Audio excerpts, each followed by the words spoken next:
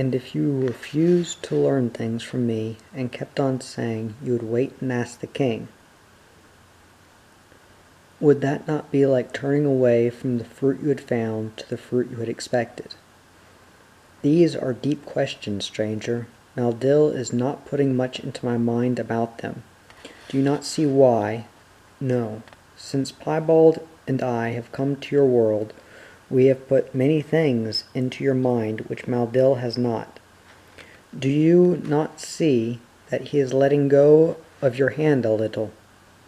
How could he? He is wherever we go. Yes, but in another way. He is making you older, making you to learn things not straight from him, but by your own meetings with other people and your own questions and thoughts. He is certainly doing that. Yes, he is making you a full woman, for up till now you were only half made, like the beasts who do nothing of themselves.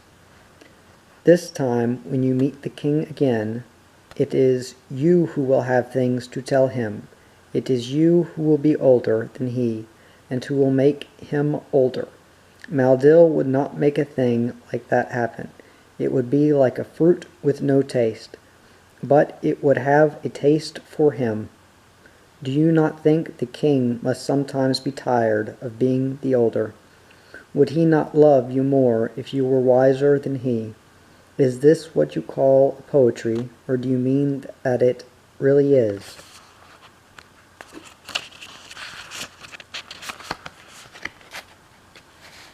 I mean a thing that really is. But how could anyone love anything more? It is like saying a thing could be bigger than itself. I only meant you could become more like the women of my world. What are they like? They are of a great spirit. They always reach out their hands for the new and unexpected good, and see that it is good long before the men understand it. Their minds run ahead of what Maldil has told them. They do not need to wait for him to tell them what is good, but know it for themselves as he does. They are, as it were, little Maldils, and because of their wisdom, their beauty is as much greater than yours as the sweetness of these gourds surpasses the taste of water.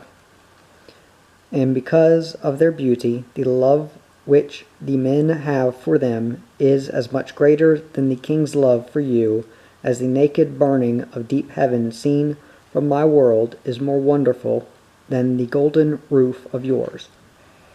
I wish I could see them. I wish you could. How beautiful is Maldil, and how wonderful are all his works. Perhaps he will bring out of me daughters as much greater than I, as I am greater than the beasts. It will be better than I thought. I had thought I was to be always queen and lady, but I see now that I may be as the Eldella.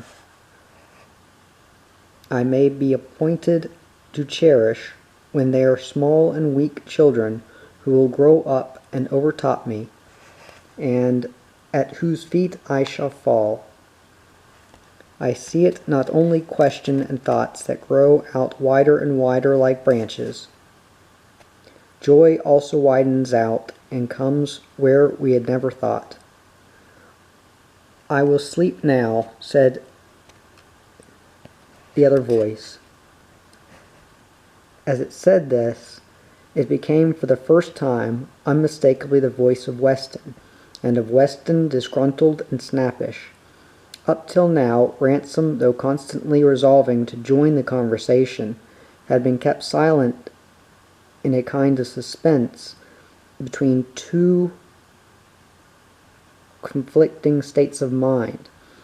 On the one hand, he was certain, both from the voice and from many of the things it said, that the male speaker was Weston. On the other hand, the voice, divided from the man's appearance, sounded curiously unlike itself. Still more, the patient, persistent manner in which it was used was very unlike the professor's usual alternation between pompous lecturing and abrupt bullying. And how could a man fresh from such a physical crisis as he had seen Weston undergo have recovered such mastery of himself in a few hours? And how could he have reached the floating island? Ransom had found himself throughout their dialogue confronted with an intolerable contradiction. Something which was and was not Weston was talking, and the sense of this monstrosity only a few feet away in the darkness had sent thrills of exquisite horror tingling along his spine, and raised questions in his mind which he tried to dismiss as fantastic. Now that the conversation was over, he realized, too, with what intense anxiety he had followed it. At the same moment he was conscious of a sense of triumph. But it was not he who was triumphant. The whole darkness about him rang with victory. He started and he half raised himself. Had there been any actual sound? Listening hard, he could hear nothing but the low murmurous noise. Sorry, I lost place there. Of warm wind and gentle swell. The suggestion of music must have been from within. But as soon as he lay down again, he felt assured that it was not. From without, most certainly from without, but not by the sense of hearing, festal revelry and dance and splendor poured into him. No sound, yet in such fashion that it could not be remembered or thought of except as music. It was like having a new sense. It was like being present when the morning stars sang together. It was as if Perelandra had that moment been created, and perhaps in some sense it had.